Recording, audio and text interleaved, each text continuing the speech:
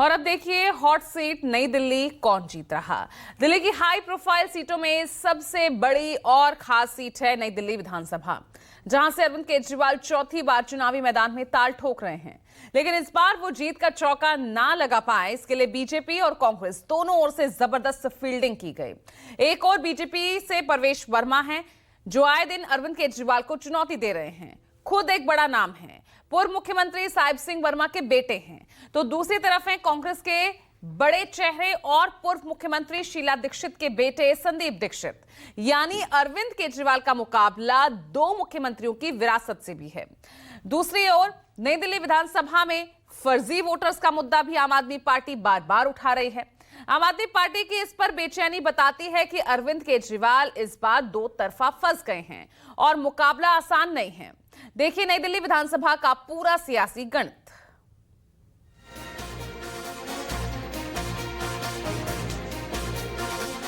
दिल्ली में चुनावी बिगुल बज चुका है और ऐसे में चर्चाएं जिन सीटों को लेकर है उन्हीं में से एक सीट पर मैं मौजूद हूं और ये दिल्ली की सबसे हॉटेस्ट सीट भी बनी हुई है। और हॉटेस्ट हो भी क्यों ना, क्योंकि यहाँ पर खुद जो दिल्ली के पूर्व मुख्यमंत्री अरविंद केजरीवाल मैदान में है, तो दूसरी तरफ बीजेपी की तरफ से जो परवेश वर्मा वो मैदान में है और कांग्रेस ने भी संदीप दीक्षित को यहाँ से उतारा है। तो एक हाई प्रोफाइल सीट है और जिसे त्रिकोणीय लड़ाई जो है वो माना जा रहा है और केंद्र में इसको लेकर बहुत ज़्यादा दिल्ली के केंद्र के में इसे माना जाता है, क्योंकि नई दिल्ली सीट एक बहुत महत्वपूर्ण सीट है। नई दिल्ली विधानसभा सीट को लेकर राजनीतिक गलियारों में कहा जाता है कि जिस दल का उम्मीदवार इस सीट से जीतता है उसी दल की सरकार बनने की गारंटी होती है। आंकड़े भी यही इशारा करते हैं। साल 1993 में बीजेपी प्रत्याशी कीर्ति आजाद यहां से जीते थे तो दिल्ली में बीजेपी की सरकार बनी। इसके बाद साल 1998 से 2008 तक 3 बार शीला दीक्षित जीती तो दिल्ली में कांग्रेस की सरकार बनी थी। इसी तरह 2013 से 2020 तक 3 बार अरविंद केजरीवाल जीते और आम आदमी पार्टी की सरकार बनी। इस सीट से चौथी बार पूर्व मुख्यमंत्री अरविंद केजरीवाल चुनाव लड़ रहे हैं, लेकिन ऐसा पहली बार है जब नई दिल्ली सीट पर एक पूर्व मुख्यमंत्री और दो पूर्व मुख्यमंत्री के बेटे मैदान में हैं।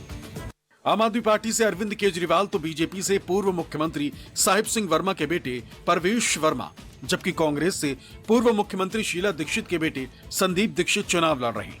वोटर लिस्ट में छेड़छाड़, नोट बांटने के आरोप आम आदमी पार्टी की तरफ से लगाए गए तो बीजेपी ने इसे आपकी बौखलाहट बताया। वही संदीप दीक्षित मां की हार का बदला लेने को बेताब है। तीनों उम्मीदवार अपनी अपनी जीत के दावे कर रहे हैं कि नई दिल्ली विधानसभा के अंदर परवेश वर्मा जी खुलेआम जॉब कैंप लगा रहे हैं, रजिस्ट्रेशन कर रहे हैं, खुलेआम पैसे बांटे जा रहे हैं, खुलेआम हेल्थ कैंप में चश्मे बांटे जा रहे हैं। 15 जनवरी को उन्होंने ऐलान किया है कि जॉब फेयर लगाए जाएंगे। ये सारे के सारे इलेक्शन कमीशन की अलग अलग रूल्स और ऑर्डर्स के तहत, इंस्ट्रक्शंस के तहत, ये करप्ट प्रैक्टिसेस के तहत आता है। परवेश वर्मा को चुनाव लड़ने से उसको डिबार किया जाना चाहिए। हमारा केवल एक ही लक्ष्य है कि यहाँ के सारे मतदाताओं से मिलना, उन सबसे बात करना, उनकी समस्या को सुनना और अपना मैनिफेस्टो बनाकर वो सारी समस्याओं को ख़त्म करना। तो यहाँ पे अभी जो नई वोटर लिस्ट आई है उसमें 1,09,000 वोट हैं। तो एक एक मतदाताओं से मिलना है। यहाँ पे सरकारी कर्मचारी हैं, यहाँ पे झुग्गी बस्ती हैं, यहाँ पे पोर्श कॉलोनी है, अलग अलग वर्ग के अलग अलग यहाँ पे डिपार्टमेंट के लोग रहते हैं। तो सभी से मिलना है, ये हमारी स्ट्रेटेजी है, पार्टी का एजेंडा है, उसको ज़मीन तक लेके जाना। हम लोगों के पास काम का इशू है, हम लोगों ने ईमानदारी से काम किया। सारे लोगों ने हम पे लांछन लगाए, सारे लोगों ने हम पे इल्ज़ाम लगाए, मुँह के बल गिरे। केजरीवाल जो 50 चीज़ें कहते थे आज बिल्कुल झूठा साबित हो गया है। मैं तो ओपनली कहता हूँ कि उससे बड़ा झूठा हिंदुस्तान के इतिहास में नहीं है और उस आदमी की इतनी भी हिम्मत नहीं है कि जिन चीज़ों की उसने बात की थी उसकी बात करे। मैं तो अब मानने लगा हूँ कि वो कायर है।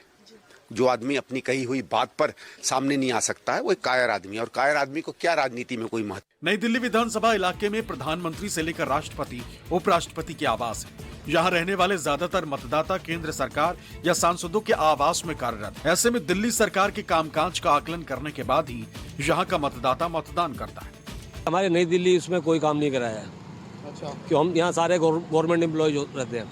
हमारा जो भी काम करते हैं एनडीएमसी करते हैं, बिजली, पानी, हमारे लिए कोई फ्री नहीं है, कोई कुछ नहीं है। हमारे एक 1.5 लाख के बिल आते हैं, कोई हमारे यहाँ आते ही नहीं है केजरीवाल जी। हमारा कोई फ्री नहीं, कोई मोहल्ला क्लिनिक का यहाँ सामने मोहल्ला क्लिनिक खुला हुआ है, अभी तक वो बंद ही पड़ा हुआ है, कोई उसका यूज नहीं है। और यहाँ कोई क्लिनिक को लेकर तो आम आदमी पार्टी और दिल्ली सरकार बड़े दावे करती है। हमारे नई दिल्ली क्षेत्र में कोई जरूरत ही नहीं है मोहल्ला क्लिनिक की, क्योंकि यहाँ सारी डिस्पेंसरी है, हॉस्पिटल है, सारे गवर्नमेंट सबको पैनल बना हुआ है। दिल्ली में उनकी नहीं चली, ये है केंद्रीय प्रशासित देश, यहाँ केंद्र की चलती है। आप भी जानते हैं उन्होंने पुरानी दिल्ली में काफ़ी काम करे, स्कूल बनवाए उन्होंने, सरकारी स्कूलों को प्राइवेट कर दिया, बढ़िया कर दिया, बिजली पानी उन्होंने काम करा है पुरानी दिल्ली में। हम तो नई दिल्ली वाले हैं, हमारा काम नहीं करा, उनकी चलने नहीं दी, वो पता नहीं चलने नहीं दी, और उन्होंने खुद नहीं करा। यानी कि वो आरोप तो सही ऐसे ही लगाते हैं जैसे आप कह रहे हैं कि भाई केंद्र सरकार काम नहीं करने दे रही। मेरे को काम नहीं करने दे रहे मोदी जी, LG काम नहीं करने दे रहे। वो कौन सी मीटिंग में यहाँ से फाइल चलाते थे, अमित शाह उसकी फाइलें काट देता था, तो उसको तो काम नहीं करने देंगे। कोई बताया नहीं जा सकता, तीनों फाइट कर रहे हैं, अब जिसकी किस्मत चमक जाए। जनता सभी की तरफ झुक रही है। लेकिन सभी फ्री के वादे भी तो कर रहे हैं, कोई पैसे बांटने को लेकर। नहीं तो फ्री के वादे तो दिल्ली डूबेगी, फ्री के वादे जो है दिल्ली डूबेगी, कहाँ से इतना पैसा आएगा। जितने भी यहाँ गवर्नमेंट एम्प्लॉय हैं, सबके बच्चे ऐसा कॉन्ट्रैक्ट बेसिस पे नौकरी कर रहे हैं। कोई 80,000 रुपये दे के लगा हुआ है, कोई 50,000 रुपये दे के लगा हुआ है, मगर कोई रोजगार किसी को नहीं मिला हुआ है। रोजगार नहीं है बिल्कुल भी। इस बार मुद्दा रहेगा आपको लगता है इस इलाके में? बेरोजगारी भी और महंगाई भी। मगर क्या है, यहाँ तो खैर गवर्नमेंट एम्प्लॉय है, यहाँ तो उतना फर्क नहीं पड़ता, मगर कच्ची कॉलोनियों में जाके देखो बहुत बुरा हाल है। गवर्नमेंट फ्लैट है यहाँ पे सारे, और ऑलमोस्ट यहाँ पे सारी सड़कें, पानी, बिजली, CCTV कैमरे, जो भी हो, किसी भी पार्टी ने करवाया हो, सब कुछ तो दुरुस्त है। बाकी 100 में से 100% तो नहीं है, लेकिन 90% तो है, इधर की सुविधा सब मिल रही है। साल 2013 के बाद से बीजेपी ने इस सीट पर अलग अलग उम्मीदवार उतारे, बावजूद इसके नई दिल्ली सीट पर बीजेपी प्रत्याशी अरविंद केजरीवाल के खिलाफ जीत नहीं सके। साल 2013 में अरविंद केजरीवाल के खिलाफ बीजेपी ने विजेंद्र गुप्ता को टिकट दिया था। साल 2015 में बीजेपी ने नुपुर शर्मा को उतारा, जबकि साल 2020 में सुनील यादव मुकाबले में उतरे थे। तीनों ही उम्मीदवारों में से कोई भी जीत दर्ज नहीं कर सका। इस बार भी बीजेपी ने उम्मीदवार बदला है। हालांकि इस बार नई दिल्ली सीट पर मतदाता 1 लाख के पार है, जो उम्मीदवारों की किस्मत का फैसला करेंगे। नई दिल्ली सीट पर कुल 1,09,022 वोटर हैं। इनमें से 58,950 पुरुष वोटर हैं, जबकि 50,071 महिला वोटर हैं। केजरीवाल ने तो भैया बस फ्री कर रखी है लेडीजों के लिए, बाकी सेक्शन वैक्शन नहीं खोली है। यही है बस, सेक्शनों के लिए बैठे, भाई घर के मकान होने चाहिए। यहाँ कम से कम 60-70 साल हो गए रहते हुए, कुछ भी नहीं हो यार। महंगाई ज्यादा बढ़ रही है। अच्छा, महंगाई भी ज्यादा है। हम तो यहाँ बहुत हुए, साफ सफाई यहाँ बहुत रहने लगी है, और जैसे मतलब जो पानी की परेशानी थी वो भी दूर हुई है, और मतलब स्कूलों में भी काफ़ी सुविधा है बच्चों के लिए। जैसे कि सरकारी स्कूल थे, उनमें कोई सुविधा नहीं थी बच्चों के लिए, अब उसमें भी काफ़ी सुविधा है बच्चों के लिए। और रही ये पैसे ऐसे की बात है, को पैसे से हमें वोट नहीं देना, हमें तो अपनी सरकार को वोट देखना है, हमें पैसों से कोई मतलब नहीं है। और बाकी ये है कि थोड़ा सा बच्चों पे जो बिना रोजगार के बच्चे हैं उनको रोजगार दिया जाए। वो घर बैठे हुए हैं पढ़ लिख के, इतनी बच्चों ने डिग्रियां ले रखी हैं, सब ऐसे बैठे हुए हैं, तो उनके लिए भी कुछ सोचना चाहिए सर। आजकल के बच्चे पढ़ाओ उनके पीछे कैसे ही करके मजबूरी कर्जा पानी लेके उन बच्चों को पढ़ा देते हैं, उनको रोजगार नहीं मिल रहा। पैसा लगाने के बाद भी क्या कर रही है बीजेपी? और जो अरविंद केजरीवाल जो बड़े दावे कर रहे हैं, केजरीवाल ने भी कुछ नहीं करा। अच्छा, उनने भी कुछ नहीं करा। क्या करा उसने भी? बिजली की फ्री कर दी, अरे जी क्या नाम से ये क्या नाम है, बस की DTC की, उसकी फ्री कर दी। क्या जरूरत थी ये सब कुछ करने की केजरीवाल को? अरे नौकरी रोजगार देता बच्चों को तो अच्छा लगता। क्या करा केजरीवाल ने? भी कुछ नहीं करा। वोट देती, वोट आई है और क्या वोट के क्या सोच के इस बार वोट दोगी? क्या सोच के वोट दोगी? देखते हैं, सोच के ही देंगे। कोई 2100 दे रहा है, कोई 2500 दे रहा है। हाँ, हमारे को सिर्फ 1100 मिले हैं जब से रह रही हूँ, जब से। अच्छा, मिल गए 1100 मिले मुझे, और कुछ नहीं मिला सरकार से। न मेरे बच्चे नौकर हैं, न कोई है। किसने दिए 1100? उनने दे प्रवेश परवान। अच्छा, हाँ जी, जो दए वो नटंगे नहीं। साल 2015 के चुनाव में इस सीट पर अरविंद केजरीवाल ने रिकॉर्ड 31,583 वोटों से जीत दर्ज की थी। लेकिन इस बार हालात बदले हुए हैं। बीजेपी और कांग्रेस दोनों दल के उम्मीदवार कड़ी टक्कर देने को तैयार हैं। इस सीट और दिल्ली के नतीजे क्या होंगे, इसका पता तो 8 फरवरी को चलेगा, जब दिल्ली विधानसभा चुनाव के परिणाम आएंगे। Bureau report, news 24। और आइए बात कर लेते हैं दिल्ली की कालकाजी विधानसभा सीट की, जहां दो महिलाओं के बीच बीजेपी ने अपने विवादित चेहरे रमेश बिधूड़ी पर दांव लगाया है।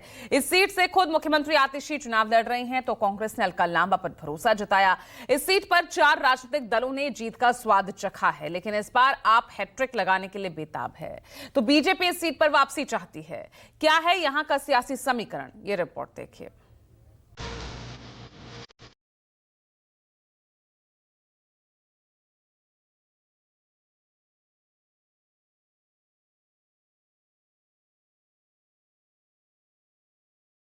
दिल्ली विधानसभा के सियासी मिजाज को समझने के लिए आज न्यूज़ 24 की टीम कालकाजी विधानसभा आ पहुंची है। यहां आम आदमी पार्टी और बीजेपी की प्रतिष्ठा की लड़ाई है और इसीलिए ये हॉट सीट बन गई है। हालांकि अगर इसके इतिहास की बात की जाए और साथ ही साथ यहां के वोटर्स की मिजाज की बात, तो आज हम कोशिश करेंगे यही जानने की। तो चलिए कालकाजी विधानसभा। कालकाजी दिल्ली की ऐसी विधानसभा सीट है जहां बीजेपी बीते करीब 1 दशक का सूखा खत्म करने को बेताब। दूसरी तरफ यहां आम आदमी पार्टी हैट्रिक की तैयारी में। इसके अलावा कांग्रेस अपनी खोई जमीन वापस पाना चाहेगी। कालकाजी से आम आदमी पार्टी ने मुख्यमंत्री आतिशी को उम्मीदवार बनाया है, जबकि बीजेपी ने 2 बार के सांसद और 3 बार के विधायक रमेश बिधूड़ी को टिकट दिया। कांग्रेस ने इस सीट से अलका लांबा को उम्मीदवार घोषित किया है।